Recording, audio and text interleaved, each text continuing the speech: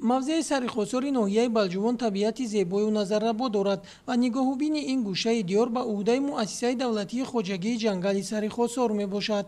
Дар баробари нигоҳубини ҷангалзор ва паррандагони нодиру ҳайвоноти ваҳшӣ, кормандони муассиса ҳамасола тибқи нақша майдони боғотро васеъ намуда ҷангалзорро барқарор месозанд. тибқи нақшаи агентии хоҷагии ҷангал мо дар 3 соли охир зиёда аз 45 гектар боғҳои мевадиҳанда, аз он ҷумла нок, себ, зардолу, шафтолу ва дигар намуд меваҳои дарахтони мевадиҳанда бунёд кардем. Зиёда аз 40 гектар барқарор ҷангалҳоро барқарор кардем.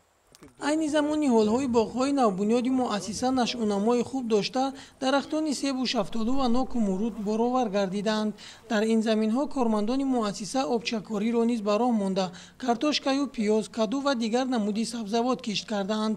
Шурӯъ аз оғози моҳи июн дар ҳамаи участкаҳо ба ҷамъоварии гиёҳҳои шифобахш машғул гардидаанд. Дар мавзеи сарихосор беҳтарин гиёҳҳои шифобахш мерӯянд, ки талабот ба онҳо дар соҳаи тиб хеле зиёд аст.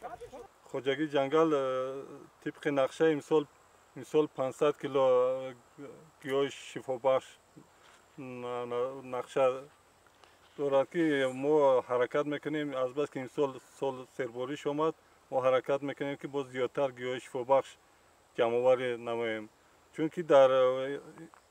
чунки имсол дар ҷамоати мо корхонаи коркарди гиёҳи шифобахш ба кор дароварда шудааст.